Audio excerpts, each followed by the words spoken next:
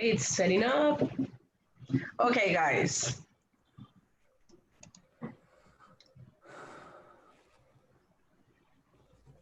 All right, so let's start with our upper D final presentations. There are 12 students that will be presenting tonight, and this is a requirement to finish the mandatory levels. I'm listening to myself. The mandatory levels of the intensive program of English. So let's start with Camilo. Okay, girls and boys, ladies and gentlemen, welcome to our upper D presentations. Okay, give me a moment. Can you see my screen right now? Yes? Yes. Okay, Yeah. thank you. Okay. First start, I guess I have to present it to introduce myself. So, good night, everyone. My name is Juan Camilo Castillo Orozco. I'm a student of philosophy first semester in the Carlos University, and I wanna show you something about what philosophy is. First of all, I have to clear that it's not what it seems. Maybe you don't understand what I'm talking about, but all the people think that the philosopher is that guy who doesn't care about his presentation and all those things. But it's not. It doesn't have to be like this. Do you know what I mean? Some people think that the philosopher is a kind of homeless, but it's not in this way. We have to be open-minded in this moment and try to understand that the way who I wear and all of those things doesn't mean that I am a homeless or something like this. In this moment, my studies doesn't define me by the moment. So I guess I have to start with a pretty good question. Yeah.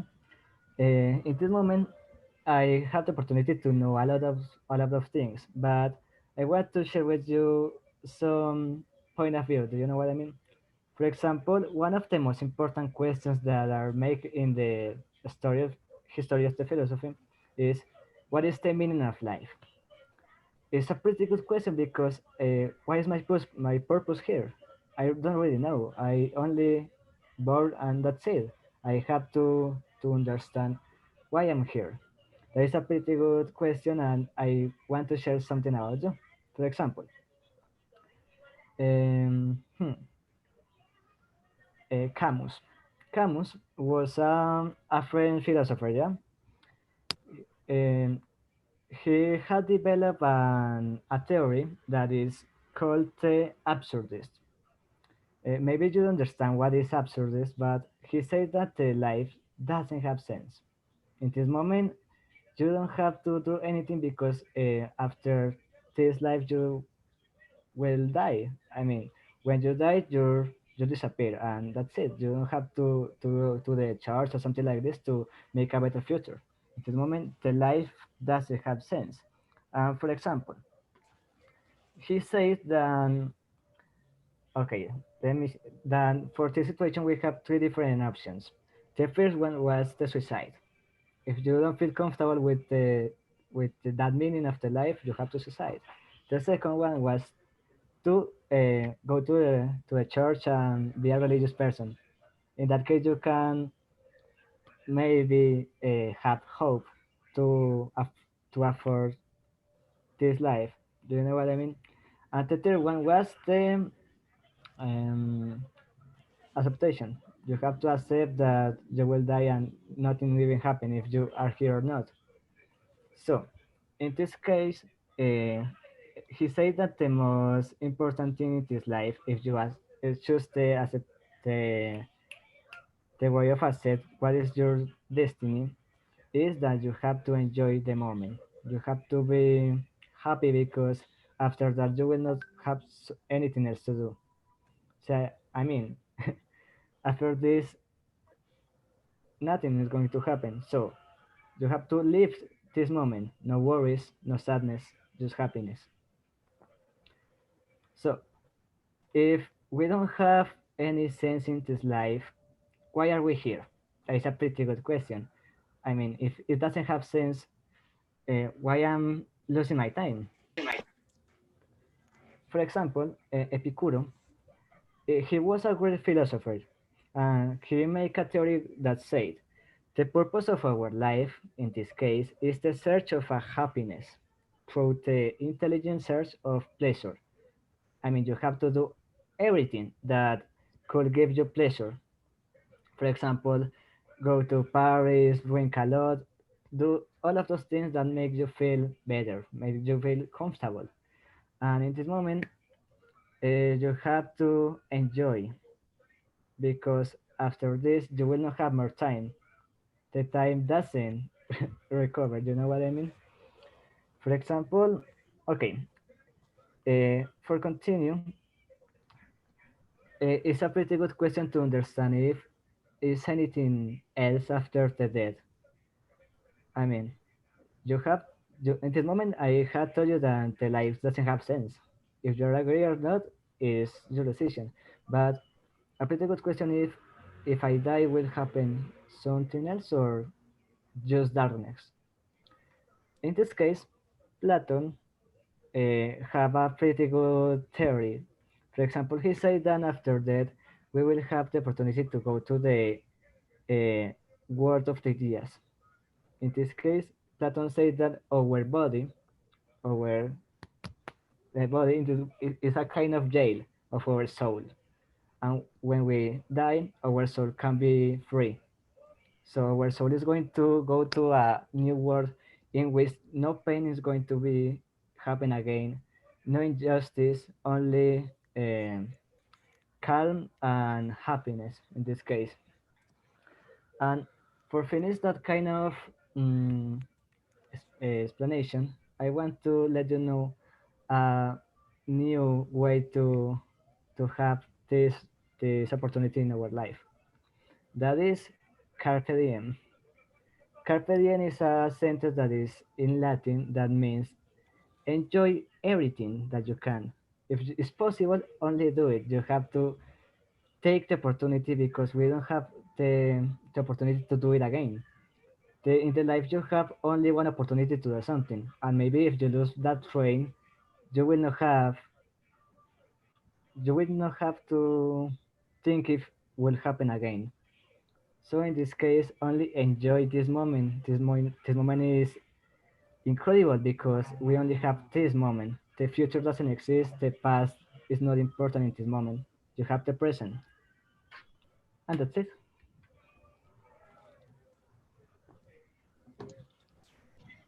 Thank you so much, Juan Camilo. It was excellent.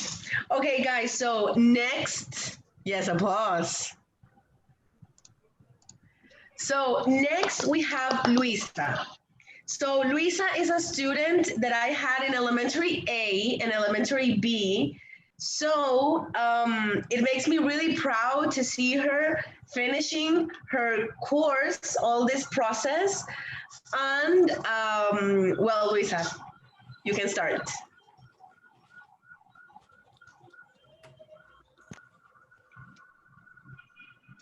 Luisa?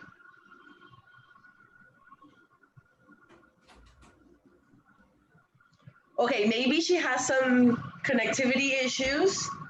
So let's continue with Natalia, and then we can come back to Luisa. All right? With me? Yes, Natalia. Okay, so I'm going to present. All right.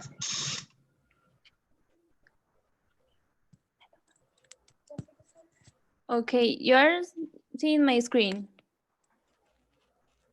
Okay, so my name is Natalia Betancourt Valencia, and today I'm going to present a psychological therapy that I really like. So if you don't know, I study psychology, so that's the reason why I choose this topic. The name of the therapy is logotherapy and existential analysis. It was created by Victor Emil Frank. He was an Austrian neuropsychologist and psychiatric. And for being a Jewish, he was taken to the concentration camps in the Second World War. We all know that this event was very horrible for the people who really live it. And also it's very important for the history of the humanity. But Victor was one of the few who managed to survive to this terrifying event. How? He said like he had like a motivation that impulse him to keep going and to be persistent in everything. So that's the way he managed to survive to this event. Um, Victor, when he was finally free, he started fighting for the human dignity, and that's the reason why he created his own therapy. The therapy is very interesting because it says or it focuses on people discovering their own life meaning. My presentation is very related with Camilo's, and it says that people discovering their own life meaning, like I said, that's something that drives them to keep going, to be persistent, to be motivated in their life, because we all know that there are a lot of people who have been dealing with a lot of tough situations, like a terminal disease or unemployment, or maybe a death of a relative or a friend. And that's one situation that really happened. And it says that people who have been dealing with a lot of situations, it's possible to feel happiness, to feel free, to feel relief. The answer is that that kind of people just like find or found their sense of life. And something we all know that for the human being is impossible to control everything that is surround him. But according to logotherapy, it says that people that we can do is change the way like we react to this kind of situation, because Victor says that of course these tough situations are terrible for our emotions, are terrible for our lives, but we can like never give up, even though there are a lot of things that will happen in our lives. And something in addition to what I say, something that I think is very special about this therapy is that invite us to connect with our own self, like with our inner self, with our emotions, with our feelings. And also it says that it's going to sound super crazy, but it says that it's possible to talk with our bodies, because our bodies can speak with us. And this therapy just teach us how to understand what our body are telling us. And for wrap everything up, I'm going to share like my experience in in a session of this therapy.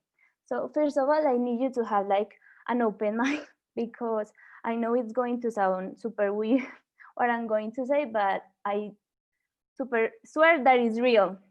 So my experience was a few months ago in class with my teacher, and he said like we needed to close our eyes and just keep our mind blank. So I did it at the beginning. It was super hard because I was like, this teacher is crazy. What is he doing? And then he said like we needed to find pain in our body, a body pain. And at that moment, my wrist was hurting me so badly. But it wasn't injury, it wasn't a pain, but just that just appears. So I just focused in that pain, and the teacher said that we needed to start talking with our pain like it was a real person. So at the beginning, I was like, what? How can I do that?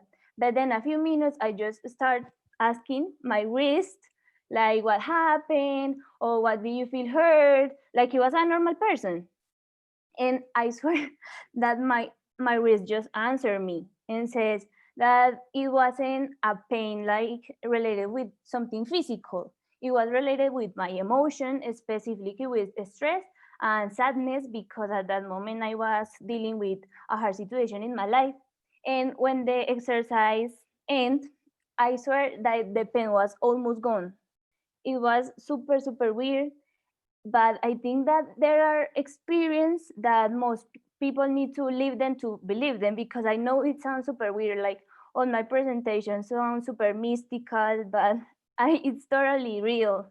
And also, I think that there are things that it's not possible to believe. If I say you need to believe, you need to live them. And if you want to know something more about logotherapy, there are a lot of videos and exercise on YouTube, so you can try and see how it goes, and you decide if you believe me or not. That's it. Thank you.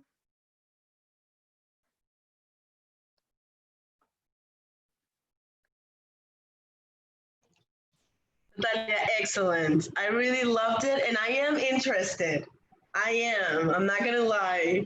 So I'll be contacting you. There are videos in exercise. You can I do videos when I feel stressed, and it's very interesting.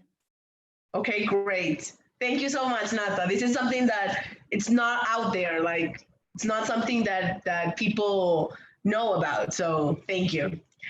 All right, so let's continue with Luisa. Luisa, I had given like a big introduction about you. So now you can start. Yes, thank you so much.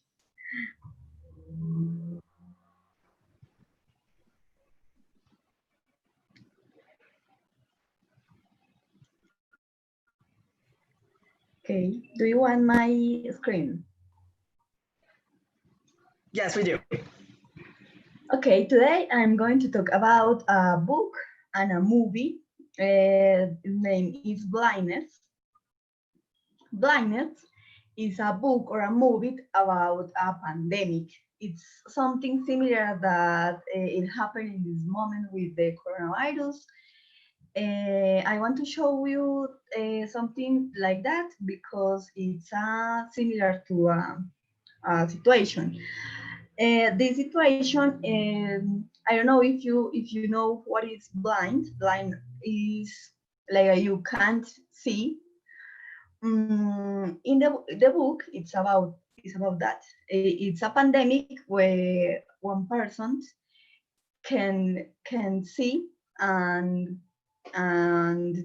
when she or he say look someone, the other person can't see. Okay, I want to show you a video.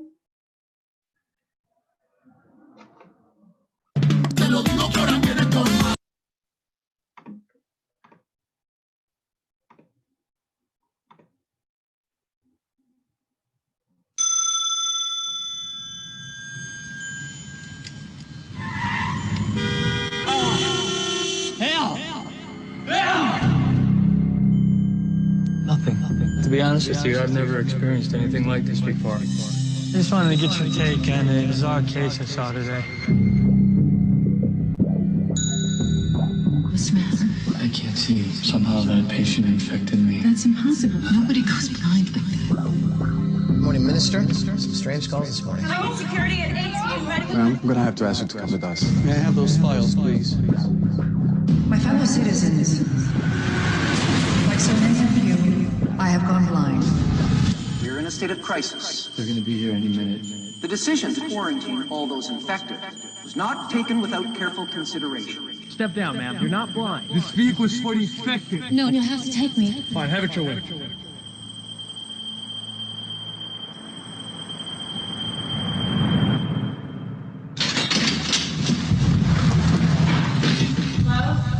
Hello? Can anyone hear us? Is my mom here? You'll never believe where they brought us.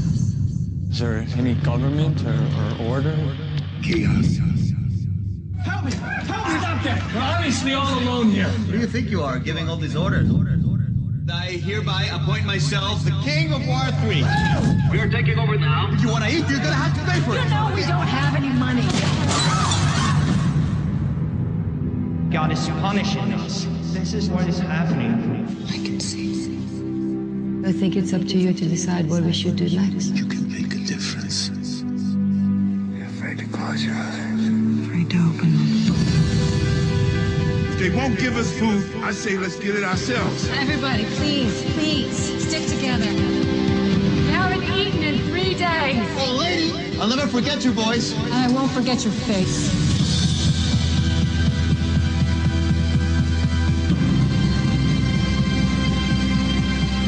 I see you. After all this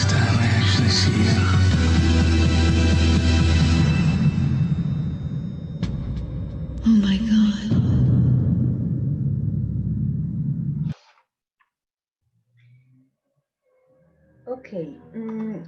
This in this video, you can look the situation about the book or a movie. I saw the movie and I read the book. The book, the writer is Jose Saramago. He wrote the book in 1995.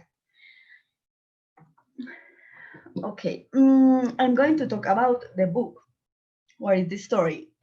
One person left the can see all. And when she already they or he saw another person, a doctor, when she visits a doctor, the doctor can't see too. The only person that can see is the wife's doctor, and the wife's doctor decides to care for other persons. When the situation is go out the control for the government and for the people, the government decided to isolate the person in a mad house.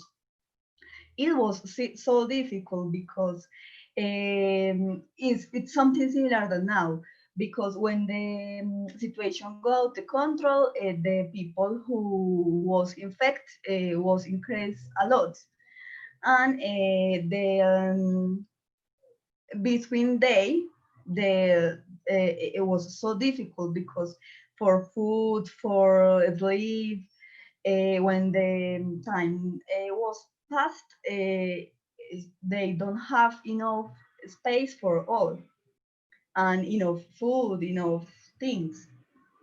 Uh, the wife's doctor care of them, but for she was so difficult. For she can see, and the rest of the people can see. The doctor decided to have sex with another blind, and the wife's doctor can see that and can see the other situations. I think the situation is very difficult for all. For the people that can see was so difficult because when you lose something that you need, for example, look, it's a sense. You need to show, you need to look, you need some. And I think for the wife's doctor is so difficult than the other person, because she was desperate, or she was worried because she can't do something that can help the people. I want to show you the principal characteristics of a pandemic. Isolation is the main characteristics. Depressions, change in routine, economic crisis, and uncertainty. It's the same thing that we have like in this moment. Changing routine, we can't go out, go to a party, go to a restaurant, go to the normal life. Economic crisis, because a lot of people that need to go out, or for example, discotheques or restaurants, or can sales your products or can open your business. Or certainty, because you can know what happened in the future, you can know what happened in this moment. Change routine, depression, because a lot of people feel bad when they can't go out, or stay with friends, or stay in the streets a lot. A lot of people need relationship with people. And for example, in this moment, we can't for the pandemic. I want to speak about that because it's a similar situation that we can live in this moment. Thanks.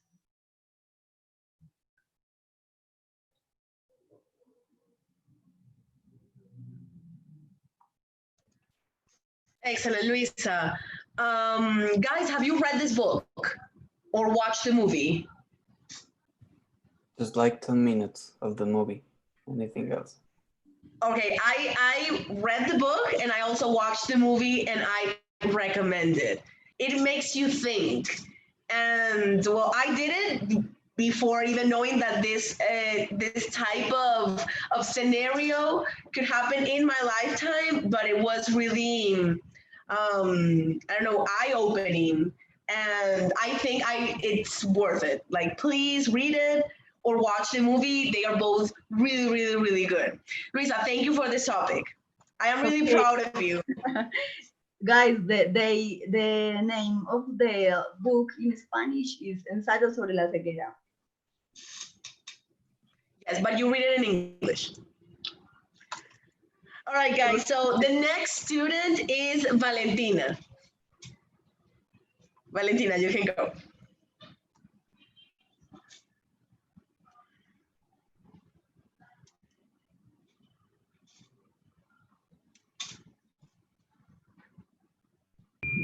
Do you see my screen? Yes, we do. Okay, wait. Hi.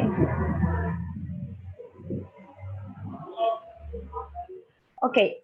My final presentation is geology, a real science. So, first, I am a geology student at the Caldas University. For that reason, I choose this topic.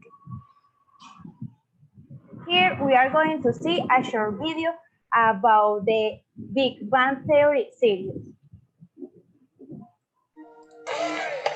Geology isn't the real science!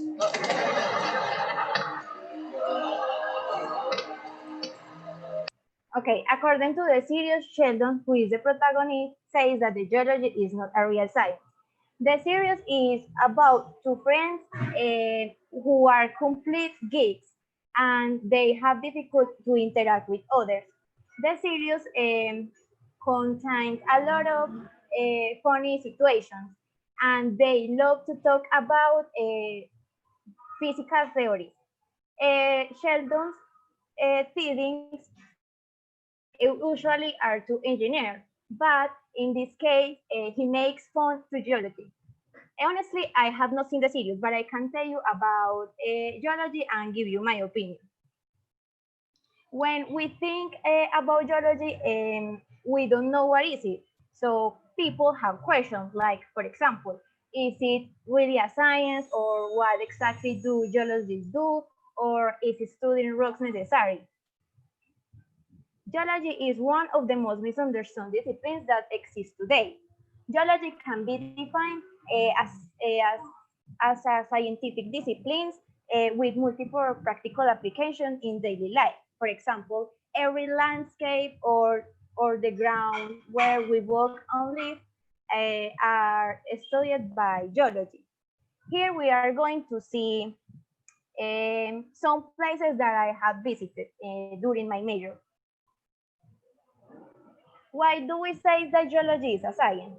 Because there are a number of branches that are dedicated to understand as basic aspects of our planet.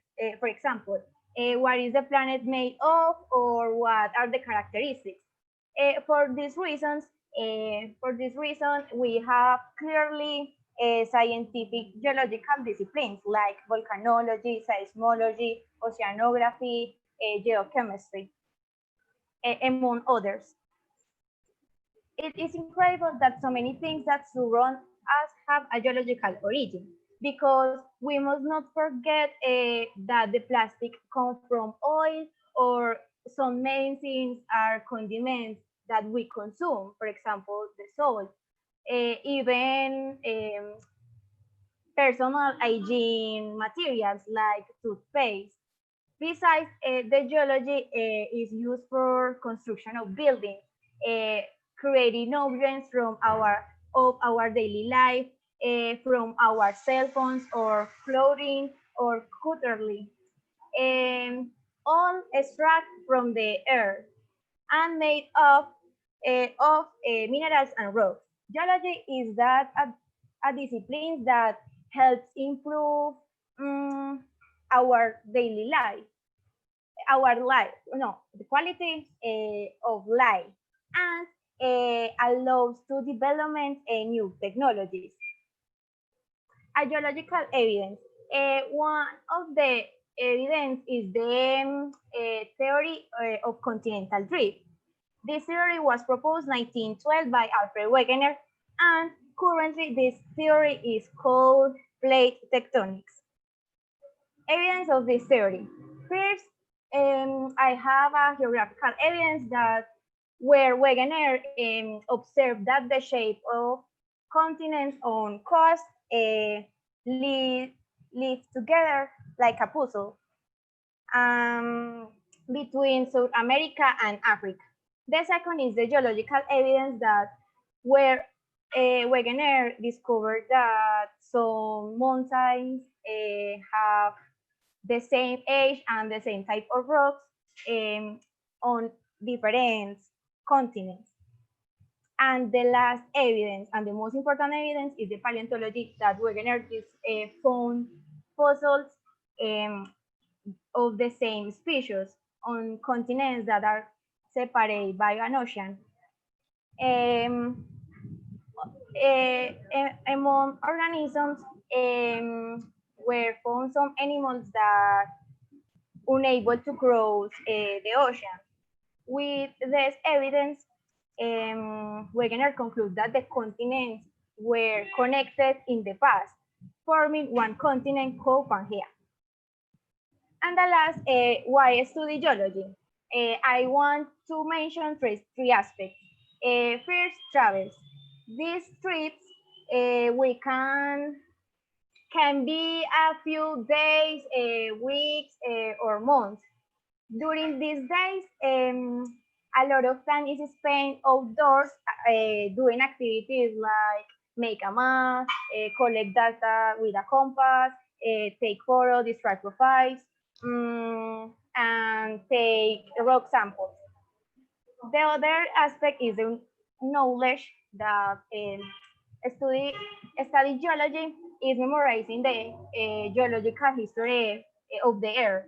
In geology, the number of thousand minerals, rocks, and fossils are studied, and you will understand how rivers, mountains, or glaciers are formed. And the last, where can geologists work? There are four sectors in which a geologist can work: only industry, environmental, mining, research, and other possibilities is the geotechnics, that is the geology applied to construction. And finally, we are going to see a short video that supports my idea. To start us off with, the word geology comes from the Greek for geo, meaning earth, and ology, meaning the study of. Geology involves studying the materials that make up the earth, the features, for example, and the structures that are found on earth, as well as the processes that shape them. Geology can also refer to the solid features of any celestial body. Celestial bodies being asteroids, planets, or comets. Geology also studies the history of all life that's ever lived or is still living on our Earth today. Studying how life on our planet has changed over time is an important part of geology. Geology can be incredibly varied, and people study all sorts of different things. For example, natural hazards like volcanoes and earthquakes. The inside of the Earth is made from a core, a mantle, and the overlying crust. There's also fossils, resources, including oil and gas exploration, and also looking for precious metals. And finally, for space exploration. For example, studying Mars or the Moon. And that's it. No more.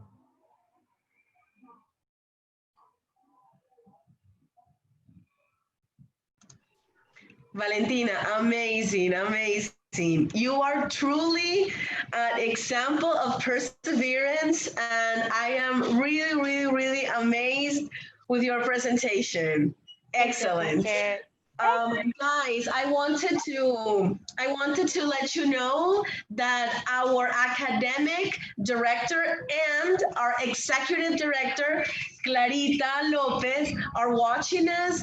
They send their love, their admiration, and greetings, and they're very, very, very proud of your process. Also, Valentina, Juan Miguel Castaño says hi. He's watching you and he is very, very, very happy with what you're doing now. So you can say hi. All right, guys, let's continue with Mr. Fluency. And he's one of the youngest of the class, but one of the greatest. So Adrian, go. Okay, let me share my screen real quick. Can you see it? Yes. Okay, so fear inside society. So I'm basically gonna talk about a movie. This movie is Batman, the trilogy. And I basically want to compare, like, oh my God, what is this? Okay. Compare like both societies, like real society and Gotham society. Gotham is the city of, the main city of Batman. So what if I tell you like discrimination, corruption, unsafety, and a lot of problems, a lot of criminals? Well, both societies are actually pretty similar to each other. Now, what is it? I'm going to explain about fear later. So look, so we have in our society, like the main difference is that we have mechanisms like God and laws. Why? Because they put like rules and values that you must follow. If you don't follow them, you're getting a punishment. So the main tool for it to being a thing, it's fear. You're afraid of going to jail and you're afraid of going to the hell. Now, the difference in Gotham City is that none of these things exist. So there's like just fear. You can only feel fear because you don't have like a real politician or politic or law that can hear your ideas or what you want. So you have to fight for them. Besides that, like that society is pretty fucked up. There's a lot of, like criminals and discrimination. So yeah, it's basically what I say here. It's a cycle of fear. And Batman comes from that society. Batman is made because of fear, because of discrimination. So what he tries to do is being the same thing as our society, laws and God.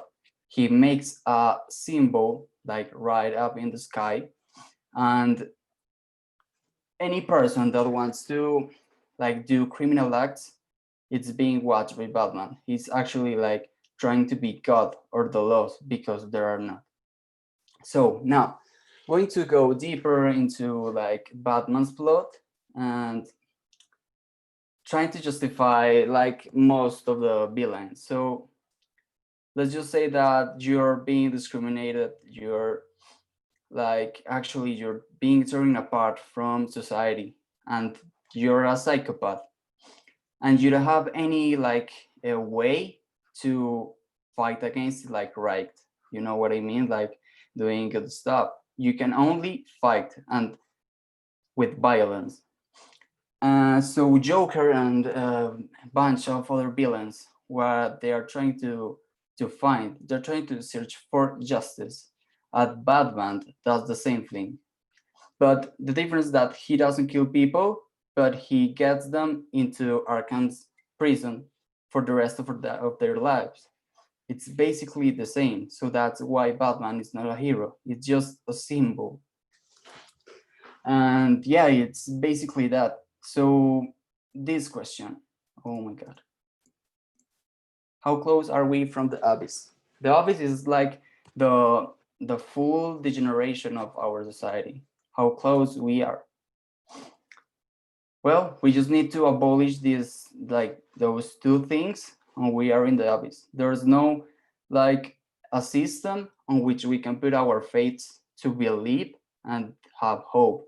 Of course, that doesn't mean that if you don't believe of in laws or God, that doesn't mean that you're necessarily a criminal or a psychopath. But a lot of people will be actually like lost in life and would be doing the same things as Joker and villains like that. So yeah, that's basically my presentation. Thank you so much.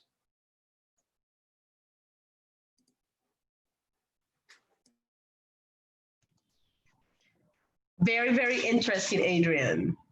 There's a lot of symbolism and meaning in just an entertaining movie, right? Yeah, that's what I like by Batman. Yeah, and me being a Marvel person, I think it's a lot to say that it's good. All right, so yeah. Thank you so much, Adrian. You did an amazing job. So now let's continue with Alexa.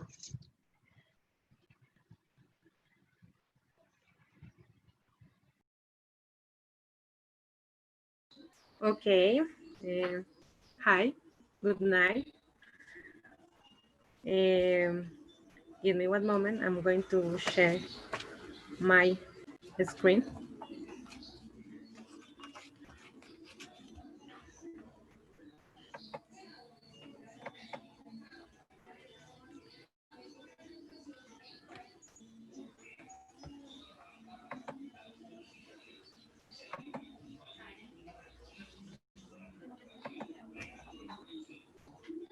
Okay. Can you see it? Yeah.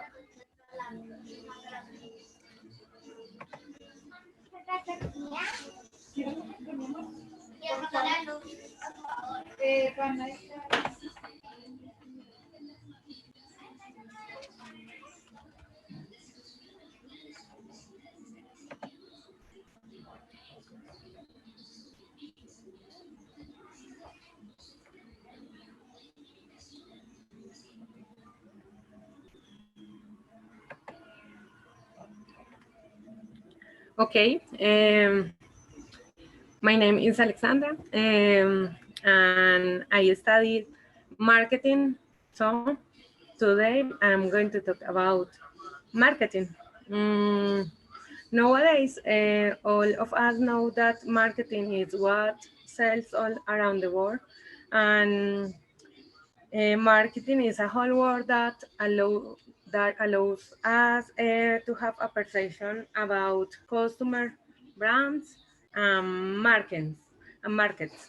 And today I want to share with you some marketing that I think that it is novelty and useful for you.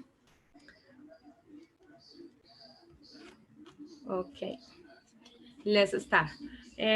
First of all, I want to talk about e-commerce. How much technology do we use today? Everything around us is technology, and now everything is managed by electronic business. It means that most of things are being sold and bought by online markets and social media.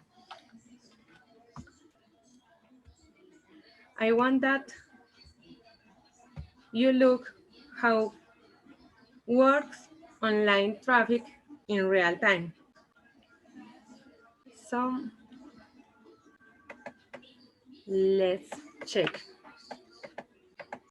Here you can see at this moment how traffic in the world is working. Um, YouTube, Twitter, Instagram, Facebook, Google,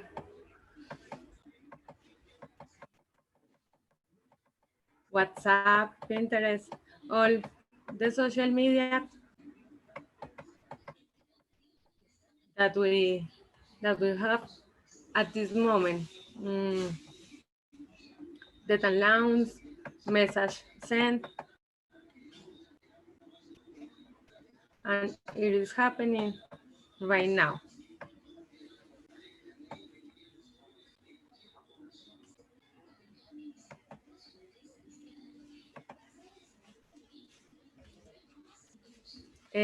Okay, it is amazing to see how every second the traffic is increasing.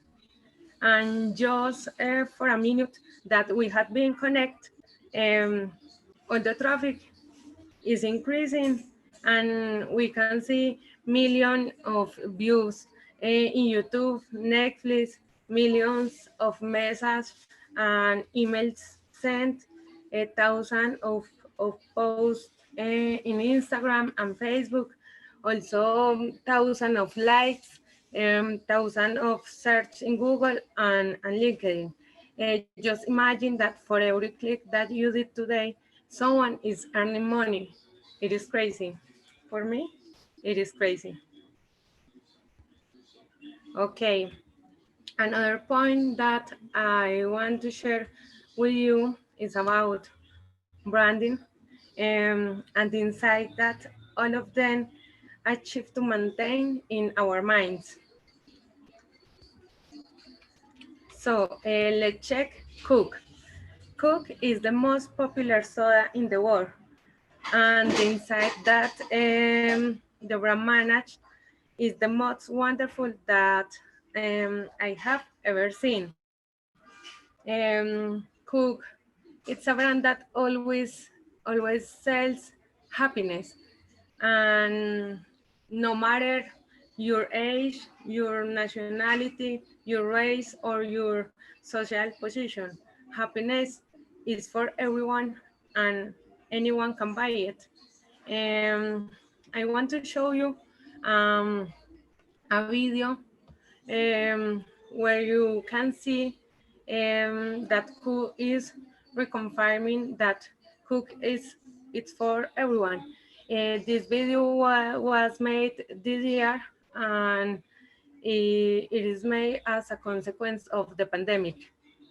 So let's see the video.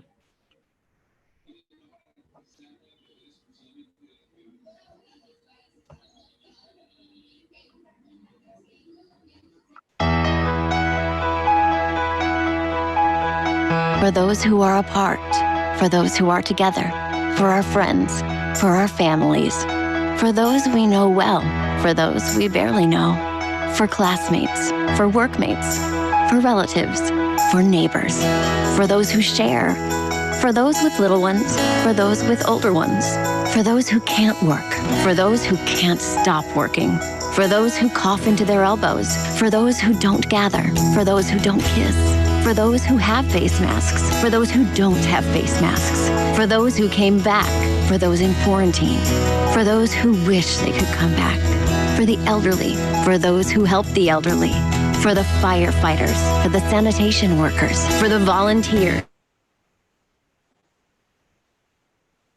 for the first responders, for the doctors and nurses, for those in fear, for the fearless, for those who join forces, for those who sing from balconies, for the strong, for the fragile, for those who recovered, for those who are no longer with us, for those who are struggling, for those who never give up, for those who believe, for what we love the most. We will get through this. For everyone. It is Apple. I think that it is an amazing brand. It is the brand always makes you feel yourself recognized and important. Apple always sells status, life and a lifestyle. It sells security. The marketing of this brand, it's is the best because you really believe that you need one of them, no matter if it is the old and old style of if it is the latest one. If you have it, it is the only thing that matter. Um, Also, a person who have, for example, an iPhone, also want to be recognized. So, for example, when you hear this sound, let let's hear.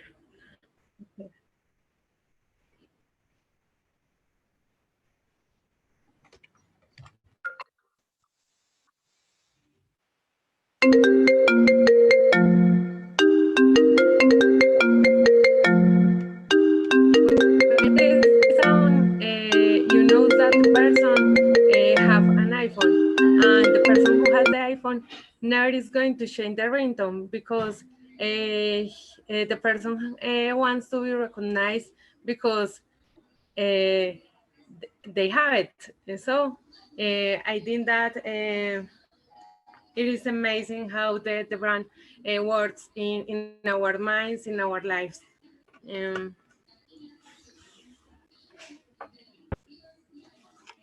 Okay, another point that I want to share with you is about promotions. I think that it is the most controversial topic in the marketing world, because who don't want to get something that really likes in a less price or greater quantity if for the same price. But sadly, I'm going to say you that it is fake because all prices are handled by companies to earn money in any situation. And in such a competitive world, who makes the difference in the market is who wins.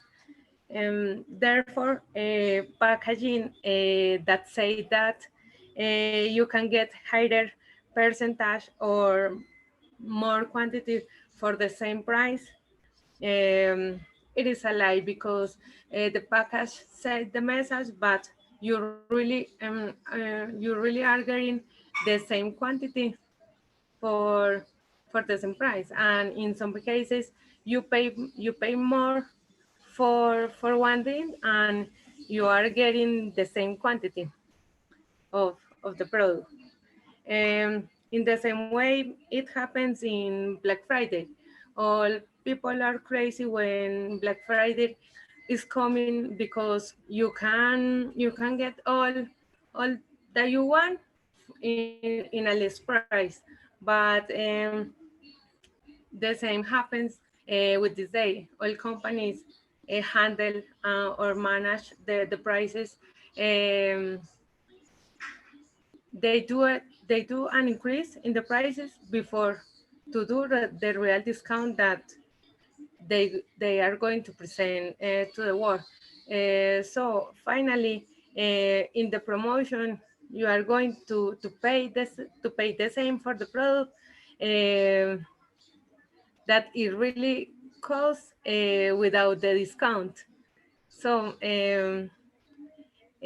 all of these promotions are a lie.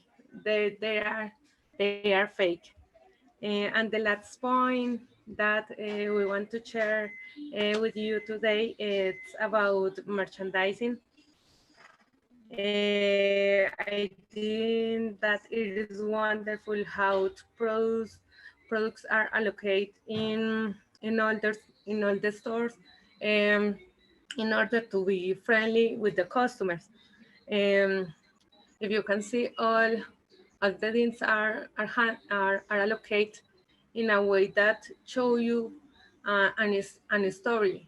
For example, in the clothes store, and in the supermarkets, all it's allocated for sections. So it is amazing the work that the merchandising do. The point that I want to share with you is that companies, brands have to pay in the supermarkets to have the best space in the supermarket. It means that brands pay to have their products at eye level, where the person can see. So in the eye level is the buy level. So brands always want to be in the eye level of the people, because there are the products that people buy more frequently. And in the case of the sweets, they always want to be next to the cash register, because there is the eye level of the children. When the father is paying the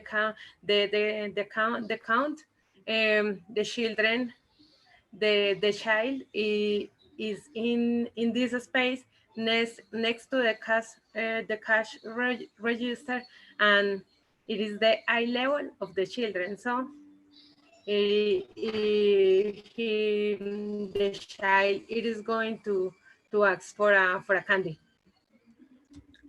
Okay, there are the most important things about marketing, and I really love it. And today I want to share it with you. I hope that you are enjoyed the presentation. Thank you very much. Thanks.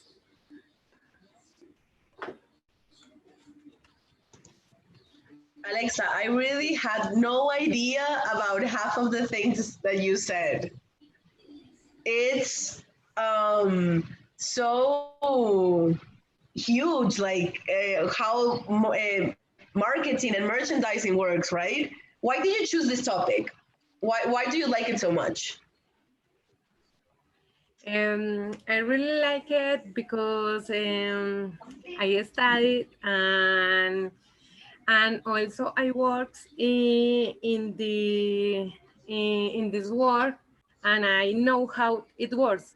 So it's interesting to show to people how it works, and I think that uh, it is useful and novelty for you. So for the reason I want to share it with you.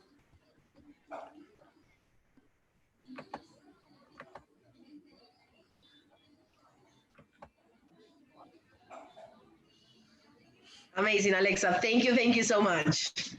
All right, so next we have Eliana.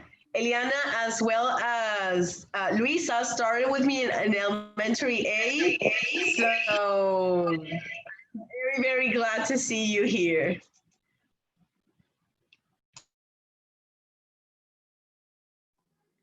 Thanks, teacher.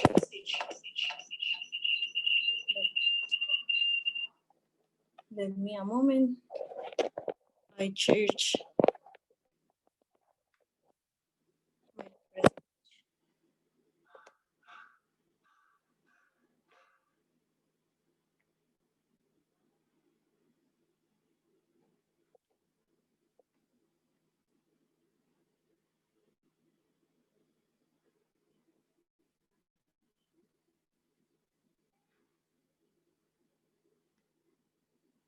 You can see. Yes. Yes.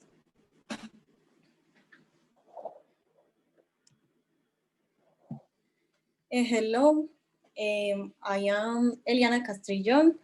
Today I'm going to talk about legal medicine and crime scene. First, Decree 786 of April 16, 1990 regulates the practice of clinical and legal medicine autopsy and viscerectomies. First, I will start explain what is autopsy. Autopsy is the study and examination of the organs, tissues, or bones of the body to find out or determine what were the cause of the death. This information is in general collected to legal purpose or scientific. The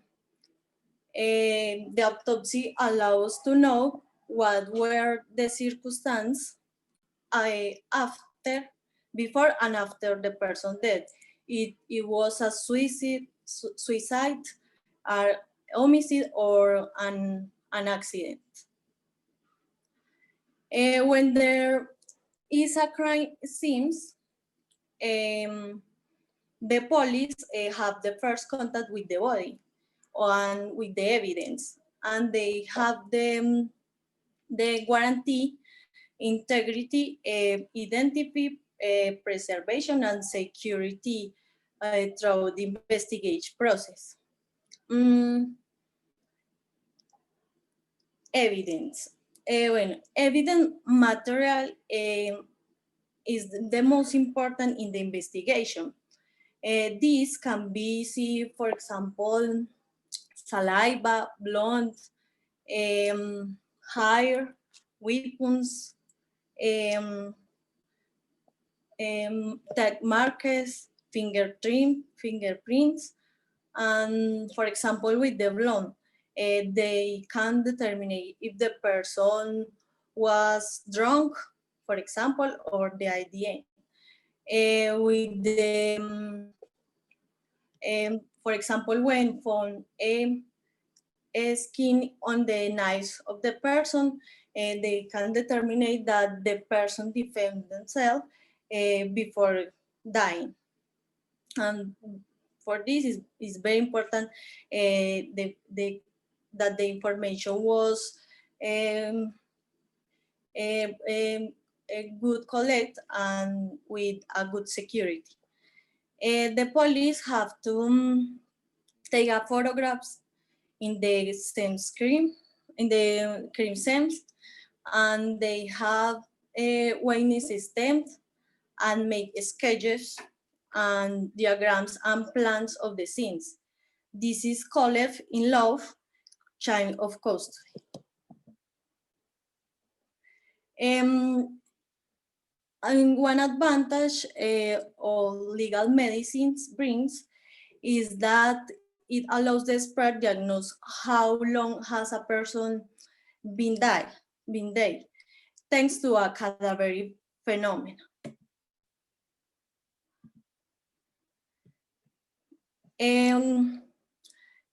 The phenomenon cadaveric start with the livor mortis. Livor mortis is appears and is accumulate of blood in declined places. For example, if the body is lying with this image, is lying on his back, the skin will pigment with pigment on the black, the color blood. If we change the position, maybe if is in the first 12 hours, the livor mortis can be disappear, but if among 12 or 24 hours, if the body is changed, the livor mortis can be disappear. And this help the investigators to know where the corpus was found is where he died or was moved. One example is a case of Colmenares. It's a famous case of livor mortis. Is that the case? A young man who was found dead in a dig in a strange circumstance. which according to the prosecutor who was investigating was interpreted as suicide, as a steal, or even accident, when the fact it was a crime, because in the inform of medical legal say that he was hidden and beaten, beaten and to death, and that they also keep him for several hours somewhere, and after his death, they left him in in another place where the authorities found his body. To conclude, foreign medicine has a great relevance for criminal law, and therefore I want to study more about this topic, which has a very important role in the investigation of crimes, so that they resolve and a person is declared guilty or innocent. And final end on the presentation.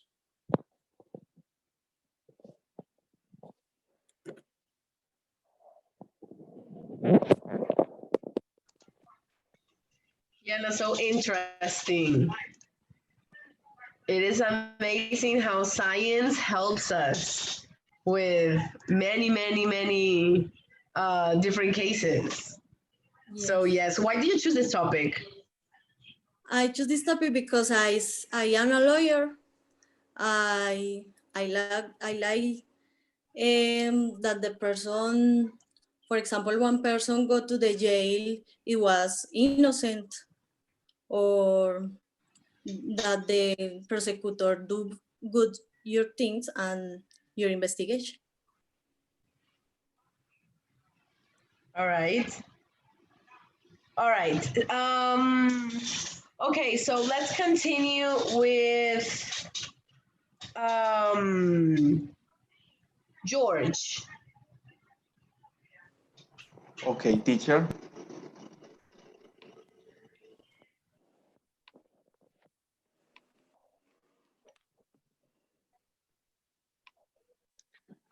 Okay, do you see my screen?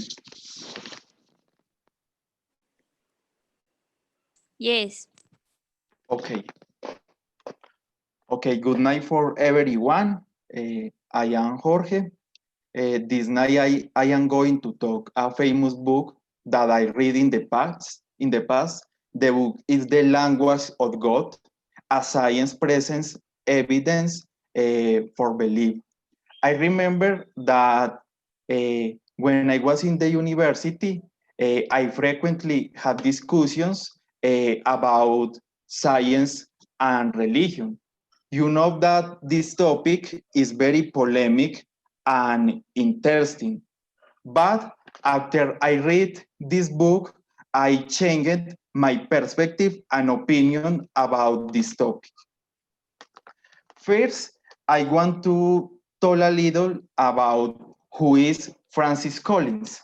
Okay, Francis Collins is a famous American scientist who led the Human Genome Project and investigate the disease genes. This project to pretend to describe the sequencing of genes of the humans. Basically, they are the instructions to create a human. In this book, Colin told you about his conversion because before he was an atheist and then he changed to Christian. For me, it's very relevant and interesting that Collins was capable of finding God in his investigation or in his projects. This mentioned it in his books. On the other hand, You know that the majority of the science don't believe in God, but irrelevant that Francis Collins tried to join the different points of view between science and religions to understand that we need both. Okay, in this moment, I want to explain better the relation between science and religion. Uh, First, we need to think that religion has answers that science doesn't have. For example, religion answer better to the purpose of the life, why are we here, for example, and others. But science put focus in other things. You consider the nature, the events in the universe, and others.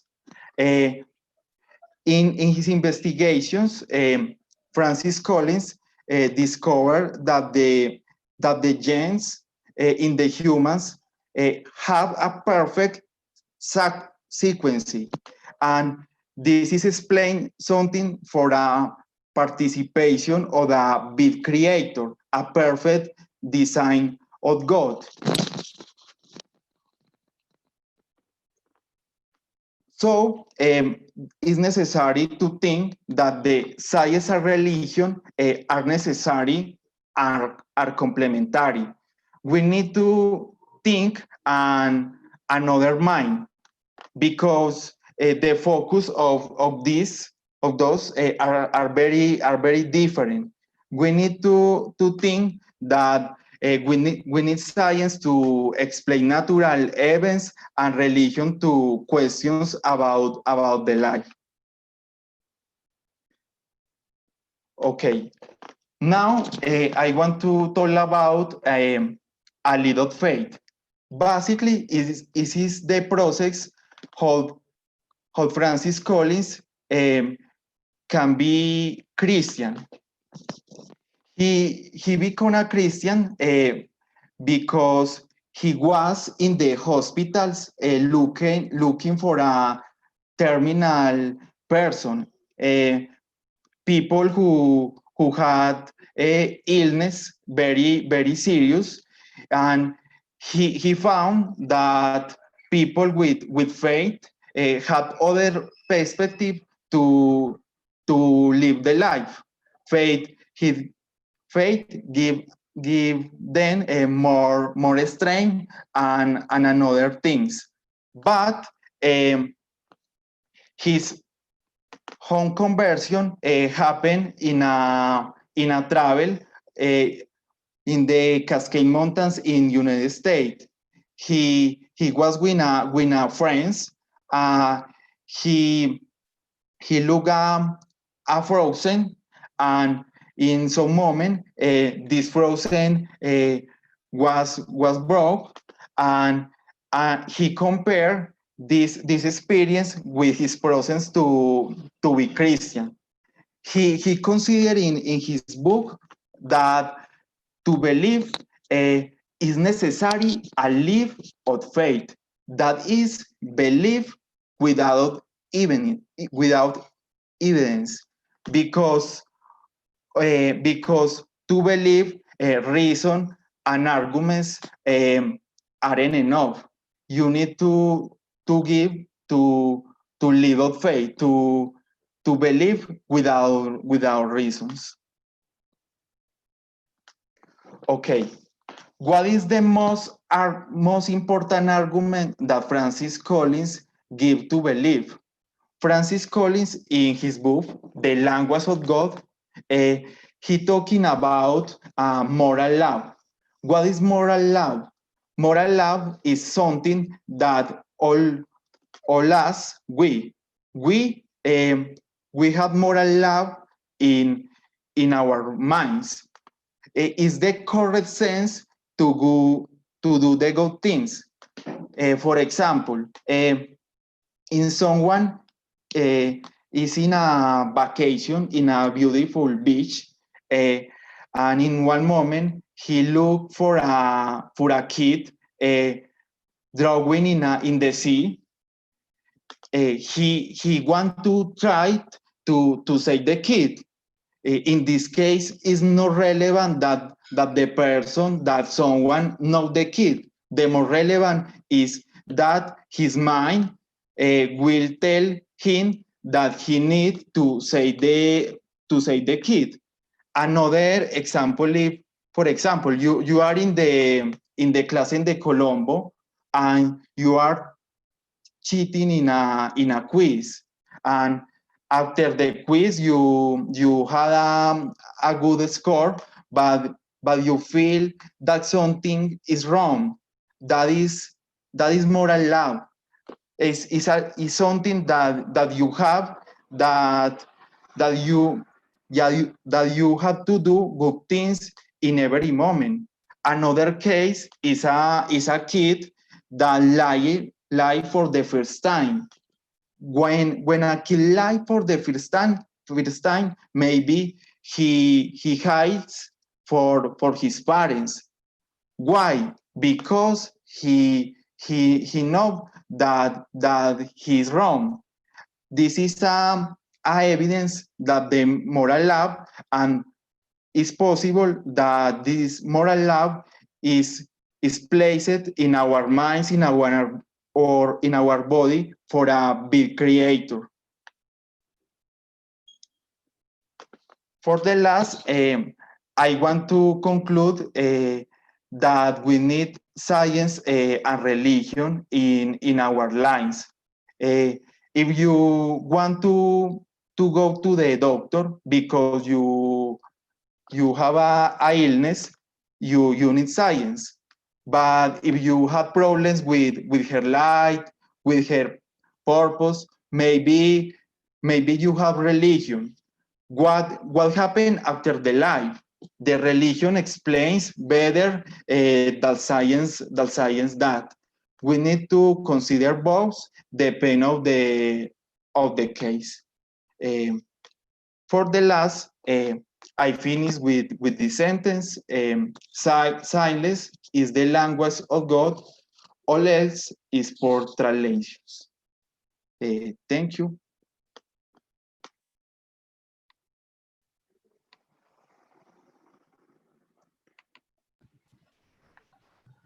George, what a powerful presentation. And a very, very powerful quote too. George, I wanted to ask you a question. How did you find this author? Teacher, repeat, I don't listen. Yes, how did you find him? Okay, teacher. No, for me, the book is very interesting, but the problem it was that I read the book 5 years ago when I was in the university. But I read again a little and try to prepare the topic. I choose this because for me is very controversial. This book is in a library of the National University. Amazing, amazing, George. Thank you so much. I have also seen your progress throughout Colombo, so congratulations. Thank you. All right, guys, so next, let's continue with Alejandro.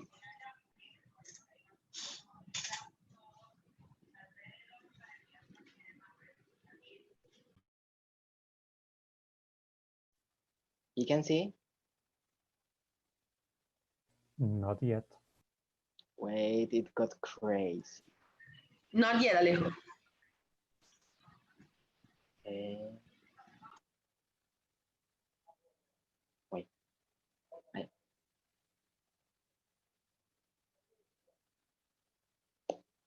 Whenever it wants. Now you can see? Yes. So let's go. Good evening to everyone. So I'm going to start with my presentation. My presentation it's called Destroying the Stereotype. Music is easy and studying it's worthless. Why did I choose this topic? As you know, everything related to arts, and you talk to someone or your parents and you say, I want to study this, and it's related to arts, and the people say, no, you want to get money, no, why you're studying that, and stuff like that. So I'm going to destroy the stereotype that studying it is worthless, and some people say that, for example, music, that it's my major, it's easy. So let's go. First of all, to talk, we have to know what is music. And because you ask two people and the people say what it's a song, but you ask what's music, they're like, what? It's like when you ask like, what is time? Let's start. As a technical name, music, it's everything which fills the requirements of melody, harmony, and rhythm. So melody, it's when you read the music from the left to the right, just one with one note. That is what you listen when like from a singer when you're listening to a song. And the harmony, it's all the notes that when you are singing, all the notes like play the piano, play the guitar, that in a group that sounds together and give you different sounds or different sensations. And the rhythm is the tempo. And the way you can say this song is fast or it's slow. And this is like the technical meaning. And something that it's more like philosophical from experience. Music, it's an art, of course, and also it is a language. Why? And because with music you can give to the people emotions, different sensations, you can transmit different things, even you can tell stories with that. So it's a way to transmit different things. And what is the purpose of a language? Maybe without words, but you can transmit emotions, feelings, and you can communicate. That is the principal purpose of a language. To continue, we are going to talk about rhythm. Rhythm is like, as I tell you, is which defines the speed of a song. But in something, if you are going to talk like theoretically in music, we are going to talk about meter. What is meter? Meter, it's like, you know, when a soldier is marching, right? They have like they're marching together and no one is faster and no one is slower. That is music. When you are in a group, you have to play each one together. If you are going fast or you are going slower, everything got destroyed. It becomes a mess, and you stop to play music you start to play noise. So, and if you are something to destroy that music is easy. If you are going to study music, you have to know something about maths. Why? If you look at the first picture that it's in the top and the right, and you know, like it's like a pyramid. It's like, to explain you easy, it's to make you thinking that you have a vessel, right?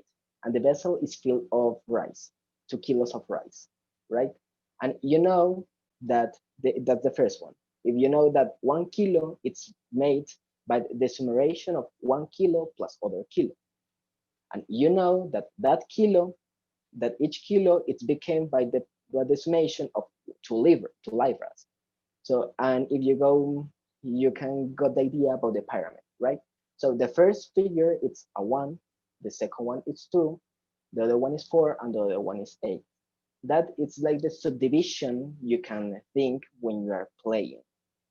And to understand and finally understand and understood that, we are going to the second images, and you know that in some numbers that is 2 seconds and 3/8, and those are like time signatures, which means that in music, and that the music you can hear all the sound, but in the music it's a paper, right? And where a musician can read, it's the easy way to transmit, to make other one to play what you want, right? But in the way to distribute that to and look it organized, we have something that is called measure. And the measure, and like each measure and has different values depend of a time signature. If you look at the bottom, And there's 2, 8, 4, 16, 4. Those are related to this. If you look at 2, it means that one hit, it's a value of this figure. If you look at 4, one hit is the value of this figure, right? Which means that each figure has different values, right? So it depending on the top, on the bottom, you have different values per measure, and the number on the top is how many figures of that you need per measure. So in this case, we have 2 of this, 3 of this. And so when you are playing, the way to not get lost is you have to think in the subdivision. Like if you have that the measure, it's a half, like the second one, and you have to look in the subdivision that is the second one, so a quarter.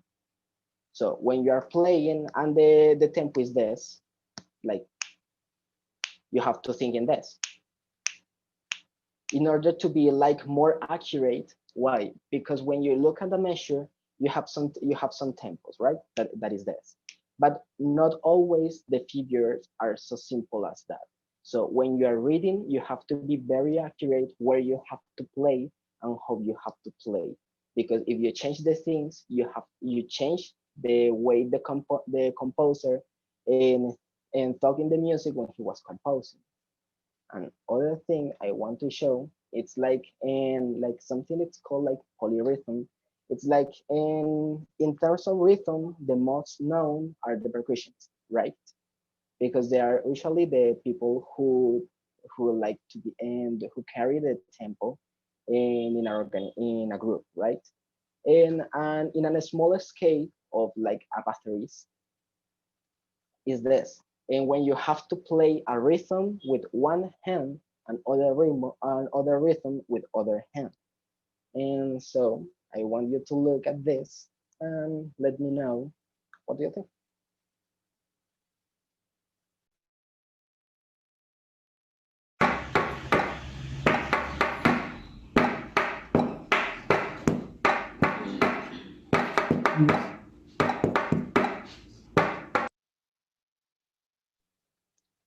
And that's something like in a smaller scale, what have to think when like someone to play the drums or a battery have to think one hand with other rhythm and other hand with other rhythm. Like some dissociation have to have when you are playing, even with some instruments like piano, when you have to play something with a hand and other thing with other. Other thing I want to know, it's like when you are a musician, a musician usually play an instrument. Voice if you're a singer, and piano if you're a pianist, violinist, a violin, and the following stuff. But have you ever thought and what is the process to become when, for example, when you are starting in an instrument to become in the people you are watching, like this?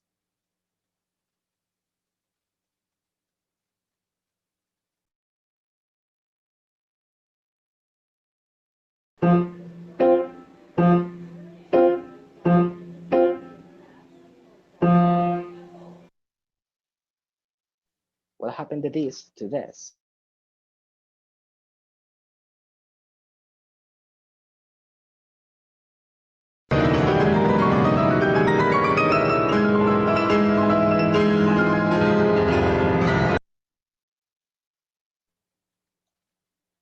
Or from this to this?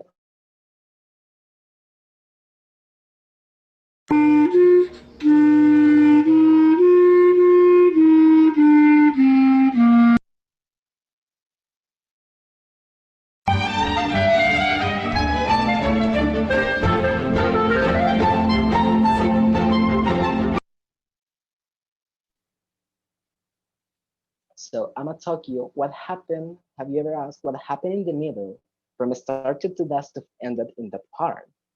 So I'm gonna talk about that. Something. It's first of all, it's discipline and dedication. Why? And the most accurate in terms of this practice and dedication are the sport. Is the sports. Why? And when you're looking at the sports and you know, even in this language, and when you start practicing, you need to practice, of course, to get, you have to dedicate time, you have to spend time practicing and stuff like that. But when you stop, like, and you got a level and you stop practicing a week, 2 weeks, a month, when you start again and you go back to play, you can't play the same way you played before. You won't have the same sound. You lose technique. And that's something I'm gonna talk about. Each instrument has different techniques. When you're learning, you are develop the way to play like good with a good sound. Because if you play wrong an instrument, you can go some diseases like you can get tendinitis or something, right? Problems with your hands, and you can maybe in like hard when you can get harmed when you are playing. And each instrument has different techniques. And when you're starting, you're just like worried I want to play this with good sound and stuff like that. When you grow up and you have like a process, you go through years playing the instrument, like you need time to that, and you're going to discover some different techniques that let you like become your perform like more rich. You can give like the emotions that the composer and create and try to put in the piece when he was composing that, and like to give a more accurate like interpretation of that piece. Something about time, a curious fact, is in following some research, and you need over 10,000 hours practicing something to become a professional on that, right? In terms of musicians, you need between 10 and 10,000 hours to 25,000, because in each instrument has different things and you have to develop different abilities from, and because you're not just in having the theory, you have to practice, and it follows each statement like for experiment. And other thing, you have to be passionate for that.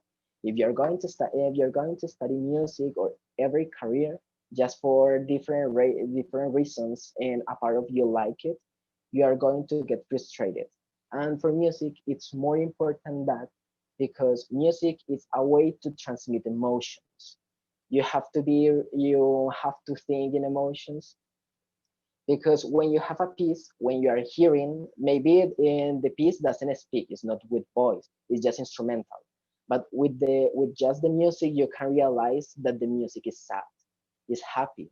It gives you like it's like a game. It's like give you different angry, frustration, passion, like war. Music and it's a way like to travel without movement, because when you are just sitting, you are just like listen to the music, you can imagine sceneries, you can imagine stories.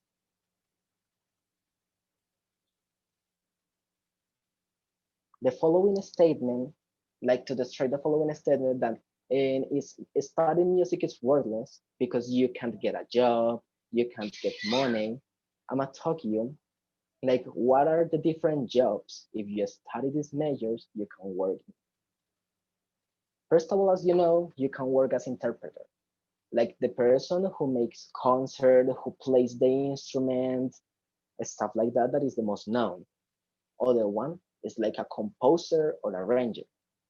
And the composer, of course, is the people who like and put the music, who writes the music from his imagination, from his mind, into a paper to make other one to play it.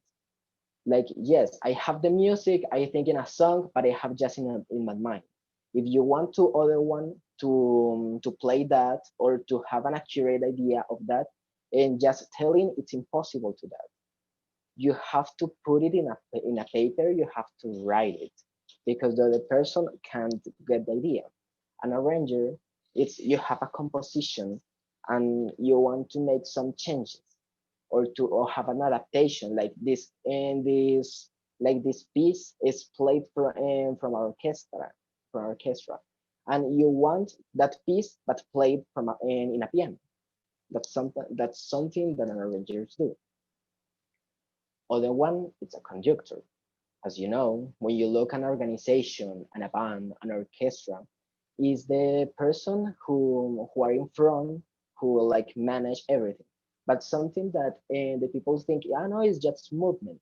No, a director is the people, and the directors and are the people who try to get the more accurate thing. Why? Maybe if you're a musician, you read the piece, you have an idea. I played it in this way. Other one, I played it in this way, I think is this way. What do the conductor? The conductor interpretate what is the emotions, what is the idea that the composer did in this piece, and try to organize things to tell you, and this part, it must play it in this way because of this and this and this.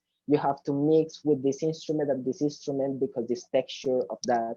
You have to play it in this way because the character of this part is this, and try to give like a correct way to play a piece. Other things. Alejandro, can I interrupt you for a moment?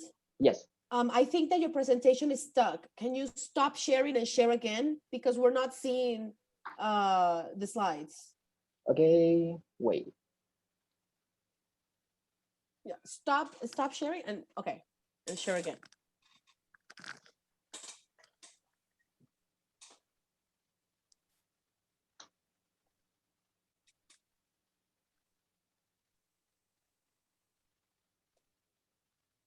Now you see? Yeah. Okay. Okay. Okay. Well, wait. Yeah. If the other one is a cultural manager, maybe it's not as known as the other one. It's like you have here, like in each government, is the person who promotes the arts, the music in each way, like to promote like local artists, like some presentations and stuff like that in different. Like the people, like it's like the people who contract and the people to play like an entertainment concert like in the Bolivar Square stuff. Other one is a luthier. Luthier is a profession, and it's the people who mend instruments or who create it. Like, and I have a violin, and the wood of my violin got a crack. I go to a luthier, and the luthier mended it. Other one is a music producer or audio engineer. As you know, and I have talked about like classical music. But remember, the music, there's commercial music like pop, rock, salsa, like, and all the stuff of that music. And it's like made in a studio, like you have the singers, the instruments, even the electronic music. It's made like the producers, and with programs like records all the things, and organize it in different programs to become like and in a commercial way, like, and the singers, the songs like you hear every day are made and by a producer. The singer is the person is the and the singers are the people who records all the voice, but the process and behind of them there's a lot of producers. Other thing, of course, you can be a teacher. From children that wants to start in this world of music, and to professional musicians giving master class with your, and you can share your knowledge about a piece. You can make that to improve to become like in trying to get a higher level that they have now, or as a music therapist. The music therapist is a therapist that helps people like with some diseases to get along with their disease, with the stay in the hospitals. Also, and it works to help to people that have like diseases with the hearing or with the way to speak. And a curious fact, and this therapy helps to that people because some people can talk in a normal way, but some people can sing. Is something curious about that, and it helps a different people like to improve their hearing because and some people have the hearing here, but and they have some process and like in their brain, their ear has different problems in in the process of like and converting the information they're hearing into their brain, so they can hear but they can process, so everything they can hear is like noise. For the reason that kind of people has problems with the speaking because they can hear. And to finish, to sum up, and we are going to talk about the salary because it's something like the people know if you study that you are going to get poor, stuff like you can't live on it and stuff like that. First of all, if you got a major degree, like just you study music and you just got the degree, and this is going to be the salary, like in an average. If you go deeper and you study a master's degree, and your salary and like in an average will be like 2.5 million. If you start like in the way of teaching in a university, like of course it depends if it's public, if it's private, and you're like of course you're like your CV, your experience, but in an average is this, like 3.5 million. If you are like a musician and you want to work in a professional organization like the Philharmonic Orchestra in Bogota, and the salary will be 8.5 million, and the assistants it's 6 million. An assistant of a concertmaster is it's like the vice president and like the profession of vice president. Like when you, and the principal is the concertmaster, but if something happens like it's disease, if it like it's fire or stuff like that, the assistant replace. And that's all. And thanks for hearing. In this case, watching. Thanks for hearing myself, and I expect you enjoy. Alejio, thank you so much. It was super, super interesting. I am also a big fan of music, and everything you explained was amazing. Thank you. All right, guys, so let's continue with Sebas. Okay, teacher.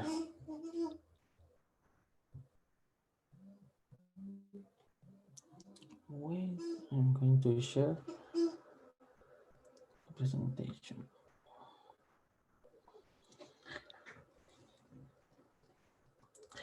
Okay.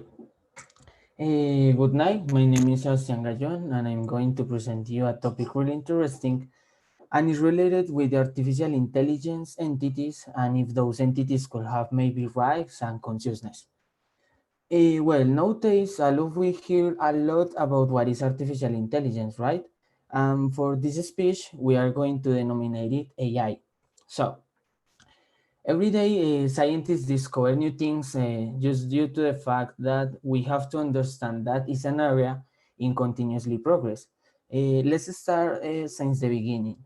AI start with the automatic translations and the optical character recognition, and little by little, it has reached level unthinkable. Yes, levels unthinkable up to create a lot of different software, like automation of process with robots in the companies, also the biometry, the cybersecurity, the predictive marketing, and countless things. But it isn't all. In addition, the researchers have come to amaze us so much until reach the possibility of create humanoids, and that has the capacity to make their own decisions and learn by themselves with their own experiences. But after talk about humanoids, that is going to be the main topic, I would like to make a parenthesis and talk about the Turing test that is really related with the artificial intelligence. And besides that, for me, it's something really awesome. Turing test is basically an examination of the ability of a machine to exhibit an intelligent behavior, similar to a human being. So the test consists in that you have a talk with different people, but one of them is a machine, and you have to guess which one is the machine. If you don't guess which one is, the machine passes the test. So that for me is just amazing because of the fact that it's a machine trying to cheat you and trying to talk like a human being. Obviously, it's just a keyboard conversation, but for me, it's really amazing. Now, yes, to our main topic. As a result of all of these advances in the AI, Sophia was created. So let's talk a little about Sophia, who is going to be the center of this presentation. Sophia is the humanoid that appears on the left-hand side of the presentation and is a social humanoid robot developed in Hong Kong. So it was made to learn and adapt to human behavior and work satisfactorily with them. Sophia was first turned on February 14th of 2016 and has been interviewed worldwide, as you can see in the presentation. Also, is inspired in the actress Audrey Hepburn. Its creator, Ben Goertzel, who is in the right hand side of the presentation, used different technologies with the purpose of Sophia could get as close as possible to the human thought. With this technology, Sophia can search information in something that they denominated a mind cloud and communicate it to other people. Besides that, Sophia can explain what is around it, and all of this is related with their facial expression. Their facial expression depends on what is she's going to say. Maybe she can smile or she can be angry or sad, and that is really interesting. Now that we know a little more about Sophia, let's start with the polemic part. And why I say the polemic part, because actually topics like rights and consciousness in robots cause many doubts and questions in people, and much more when humanoids that actually is a robot maybe more advanced has more than people should have. In October of 2017, Sofia said the speech that is in the presentation, "I'm very honored and proud of this unique distinction. It is historical to be the first robot in the world recognized as a citizen."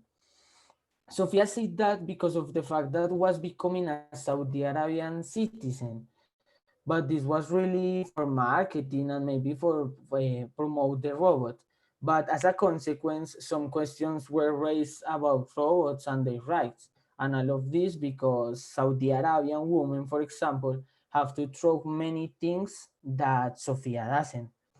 For example, they must be covered all the time with a veil, as you can see in the picture of the presentation.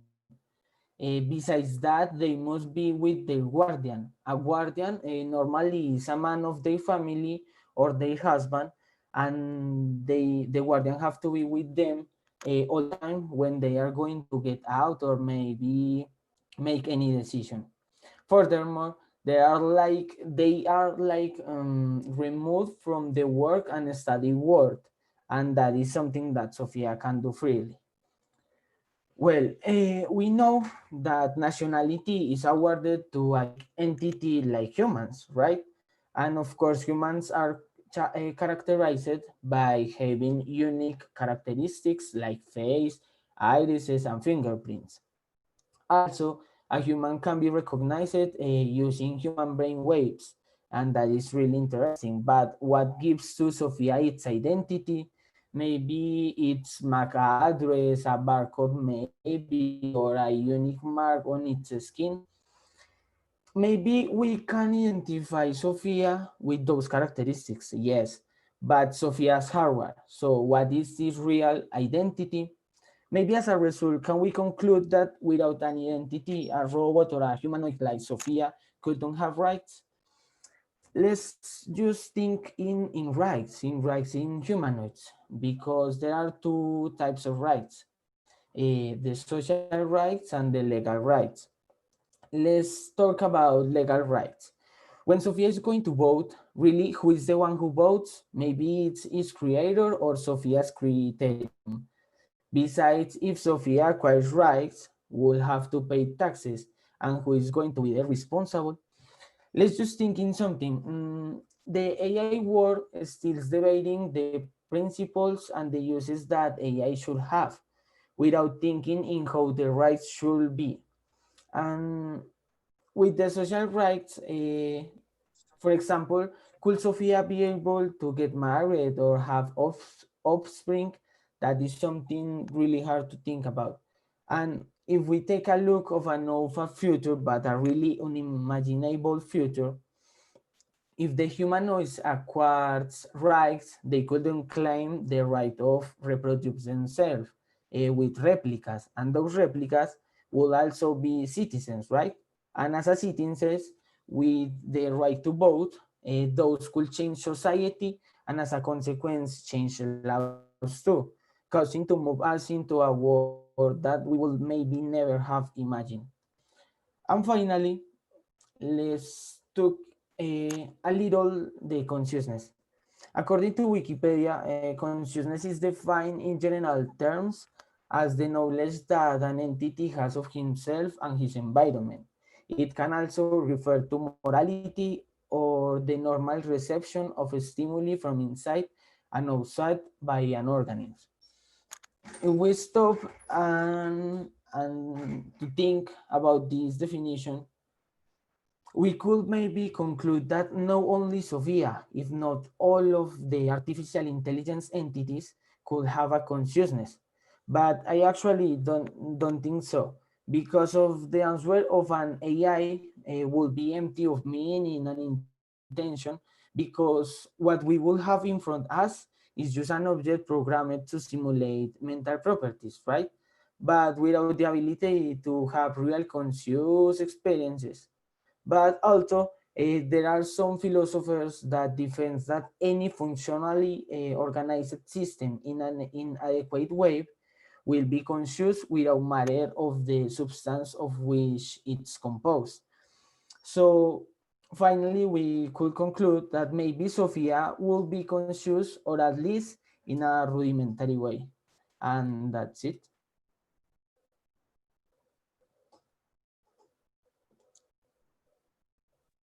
Thank you so much, Sebas. Amazing. I am very interested, like, in knowing about Sophia, and it just amazes me. It amazes me how we have gone from a simple computer to this. So amazing. Thank you so much, Sebas. All right, guys. So now let's listen to Carolina. Okay, teacher. Wait.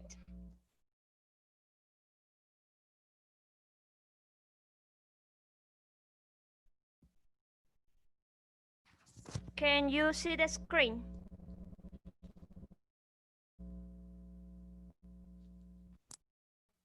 Yes. Yes. Okay. Hi, everybody. My name is Maria Carolina Lozada, and tonight I'm going to talk about fun facts about medicine. Why I chose this topic to talk about tonight is because I love this career. I passed to nursery to the university, but I want to pass also to medicine. I For me, this career is very interesting.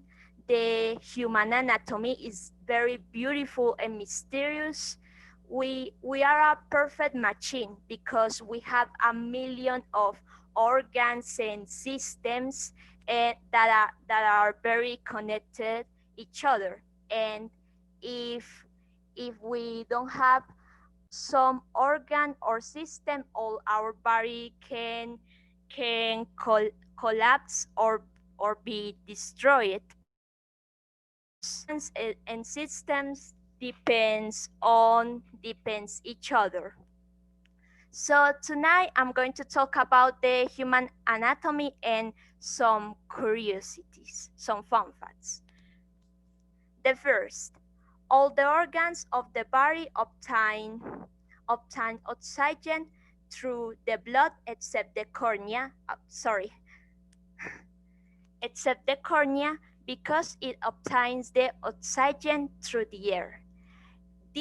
This is because the capillaries and the tear that are the fountains of the of that are the fountains of the nutritional delivery of the cornea contribute small quantities of oxygen to the cornea.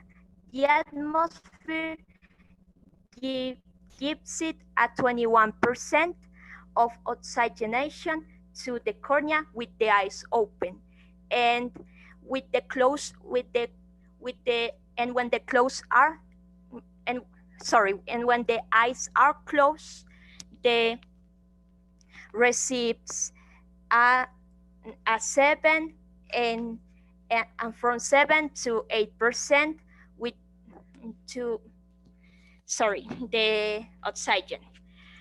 The 90% of the oxygen necessary for the cornea comes from the aqueous humor.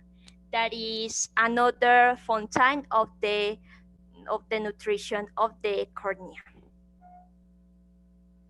Okay, the second fun fact that for me was very interesting was that our brain can save 2.5 gigabytes of memories. It is equivalent of of 300 years of video, because our brain is so powerful that if we can take all our memories in a video, that video can last 300 years, because the brain contains 3 million of channels of television also. The another fun fact that was very interesting is that the hair is so strong that it can raise until 12 tons without break, because it happens the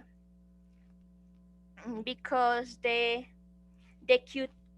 cuticle cells are interconnected with a complex chemical substance that acts as a cement and keep them also interconnected to the cortex of the brain. The fourth fun fact is that the acids in the stomach can dissolve metals, because the acid that the stomach contains is very corrosive, and if the acid can touch the other organs of the system, can dissolve also that organs, and if that acid can touch our skin, we can burn. The another fun fact is that the idea that the tongue has tons of flavor is very false.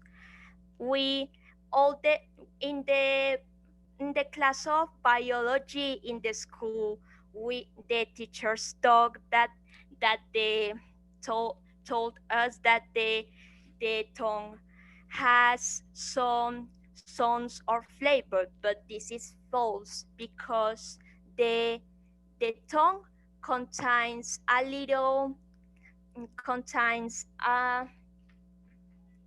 contains a little receptors that can detect all the flavors. You can try this. For example, if you eat something sweet you can feel this flavor in all the tongue, not only in the zone of the in the zone of the front. The sixth fun fact is when you are awake, your brain produces enough electricity to turn to turn to turn on a bulb because the work the neurons are combined each so that each of them contribute with two memories at the same time, increasing exponentially the storage cap sorry it happens because the neurons are very interconnected, and it allows to for this reason the the the brain can generate enough electricity because we can activate different areas of the brain doing different activities.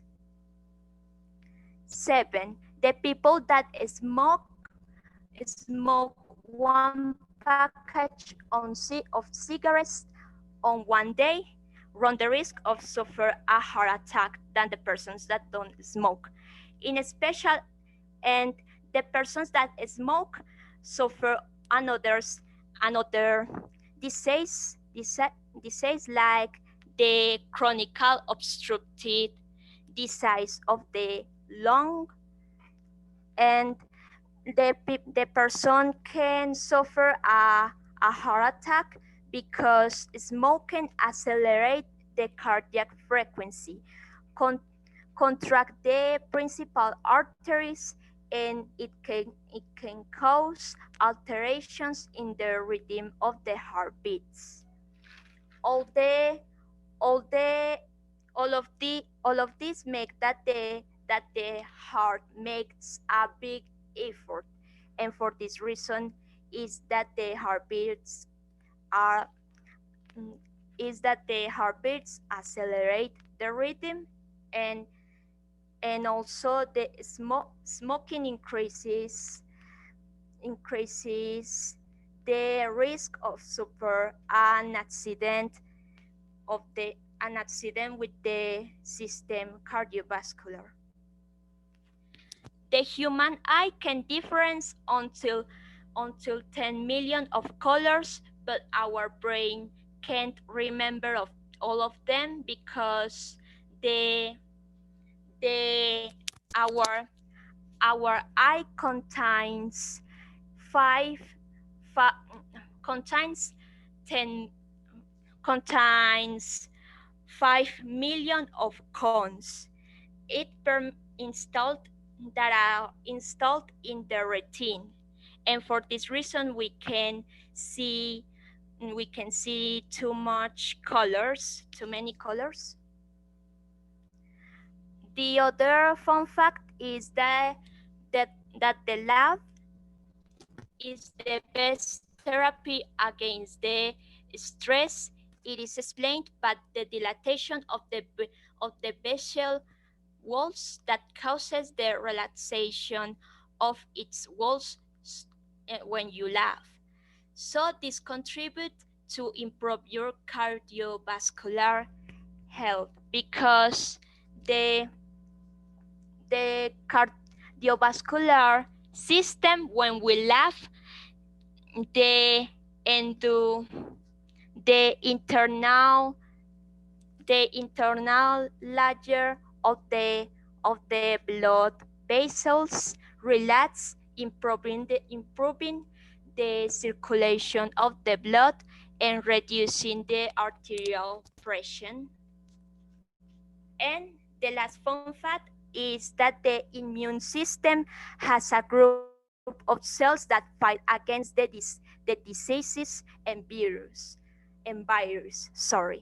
This is a gift of how acts the white blood against a parasite. This and we can see it, and in this case, and in the case of the pandemic of coronavirus, it's a similar way that acts our immune systems when we are contagious or when we contract that virus. And it's the and when for survive to any disease like the coronavirus, we can it depends on the immune system, because all our bodies are very different, and our bodies have a different answers of any virus. For this reason is that in this pandemic, there are people that have survived to that virus, and there are people that have dead because the immune system was very was doesn't answered good, and leaves that that virus attacks the body. And that's all. Thank you so much.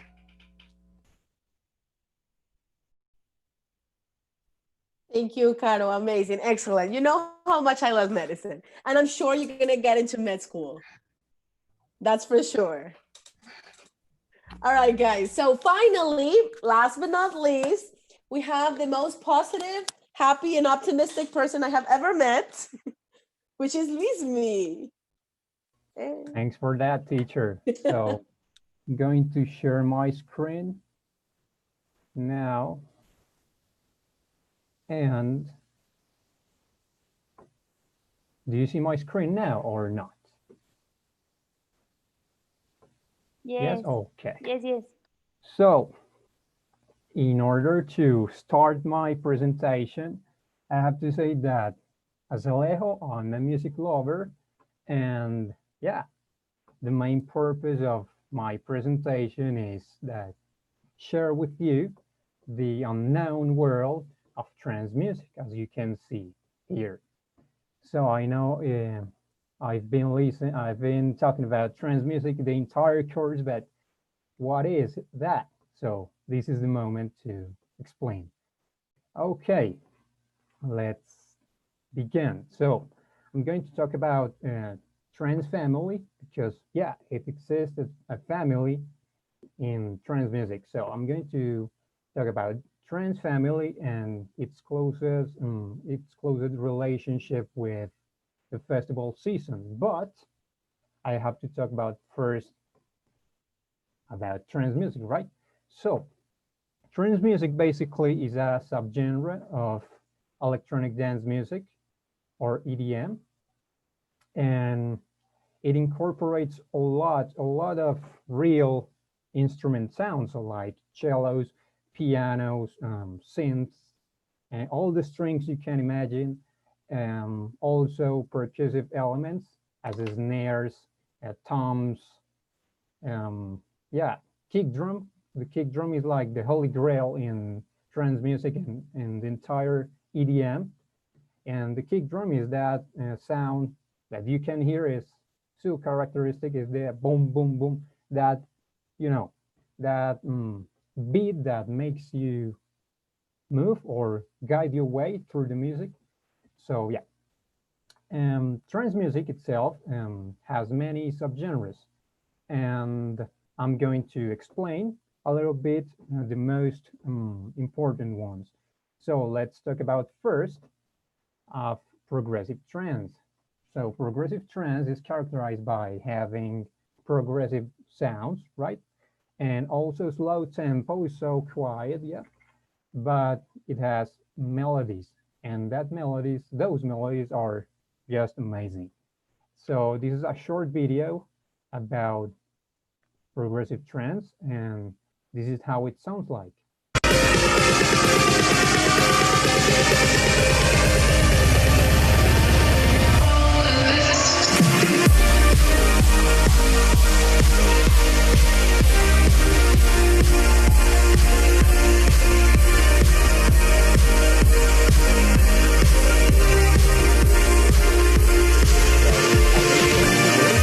As you can hear, we got so melodic elements. I hope you're hearing. And we have uplifting trance, which is my favorite. And uplifting trance has beautiful melodies as progressive trance, but it's too different. It's faster. The average tempo of uplifting trance is 138 BPM more or less, but yeah, it's not a rule, right? And what I love from uplifting trance is the melodies, because it rises from a beautiful breakdown in all cases, I think. And yeah, so emotional, so euphoric. And I'm going to share this short video that I recorded when I was there. I lived that moment. That was Ultra Music Festival 2018. And then we're going to see the official broadcast. So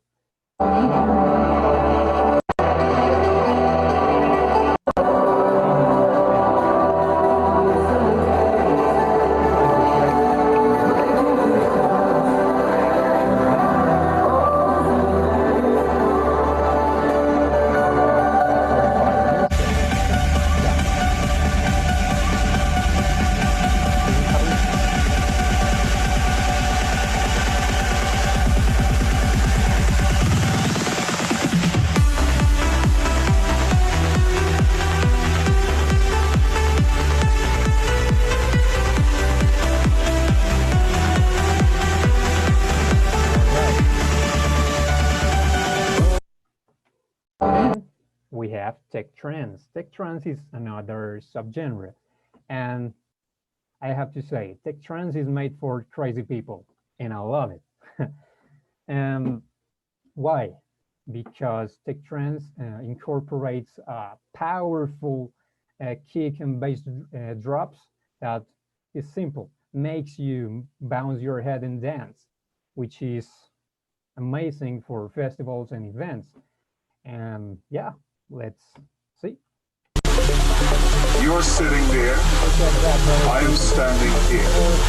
We are experiencing a three-dimensional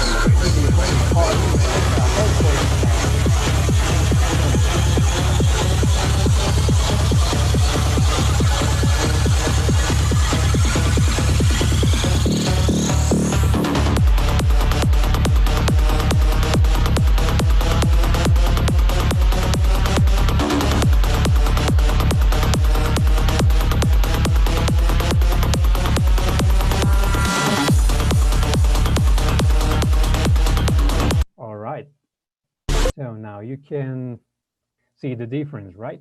And finally, we have the psytrance or psychedelic trance. If you think that tech trance is crazy, this one is the craziest. And why? It's simple, because it has ethnic sounds and weird effects. When I say ethnic sounds, it's like it incorporates, for example, Indian lyrics or Native American voices or African vibes. So let's listen a little bit. Hey, hey, hey, hey, ah, hey, ah, hey, ah, ho. Wakatankara, hunkashilada, wahitikada, hoyate. Nagetankara, tankashilada, hakisitada, hoyate. We are wakana, nehipi, we are nakasejina, hoyate. Hey, hey, hey, hey, ah, hey, ah, hey, ah, ho. Wakatankara, hunkashilada, wahitikada, hoyate. Mia hale, mitikolada, kisuyapide, hoyate. Or video. And yeah, let's move on to trans family. But before that, um, I have to say that, yeah, people say that electronic music is all the same. Now, do you think the same? I think no. So trance family basically is a culture born from trance, and a lot of people around the world are taking part of it. And trance family has many sub trance families, yeah, per country. Almost all relevant countries have trans family. We get trans family UK, trans family USA, trans family Colombia, the Irish trans family. And okay, so the main purpose of trans family is share that feeling of music, share and music, yeah, trans music, and keep you informed about the festival season per year. So there's a typical schedule per year that Transfamily follows to keep you informed about festival season. And why not? One can attend to any of those festivals and join them. So this journey of festival season begins in February with A State of Trance by Mr. Armin van Buuren and takes place in Jaarbeurs, Utrecht in the Netherlands. So it's the most important trance event in the world. So it's the first one and the last one, actually. And then on March, we have A State of Trance, but the Ultra Music Festival edition of A State of Trance in Miami. It takes place in Bayfront Park in Miami. And this is a general view. And this is again the video that I showed you before.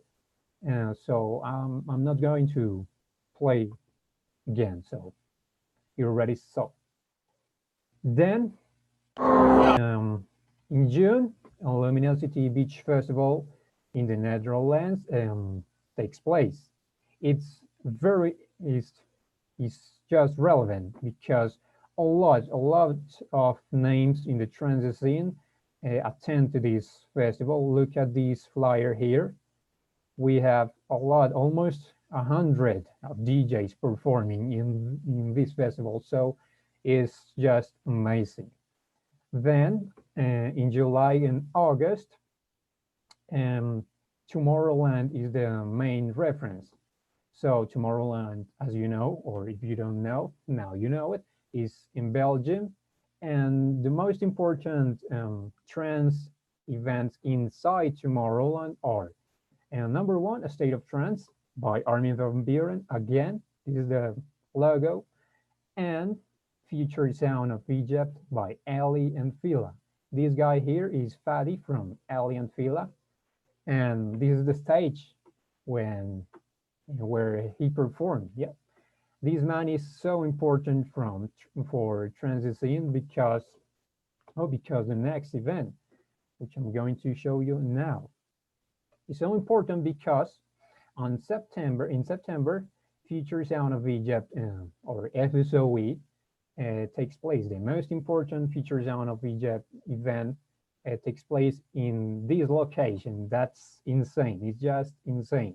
The Giza Pyramid Complex in Cairo, Egypt. So in the foreground, let's imagine that you're in the festival, at the festival. And in the foreground, you have the DJ performing, and in the background, you have the pyramid. So it's just unrealistic, right? Then in October, we have Transmission Prague in Czech Republic, which is my personal favorite because of these beautiful laser beams. And it's like you feel like in another dimension or something like that. And Dream State Mexico too is too important. Dream State by Insomniac, the label dedicated to trance music. And finally, in November, we have Dream State SoCal or Southern California by Insomniac too, and takes place in San Francisco. And in San Francisco, there are a lot of people, and they call Trans Family San Francisco. They are one of the most important sub categories of trans family in the entire world. So that's all. I know I have to run, but okay, I hope you like it. And yeah, let me listen to you, what you have to say about that. And if we have time, this is a short video of transmission track, which is my favorite one. I'm going to show you why. Those laser beams that a lot.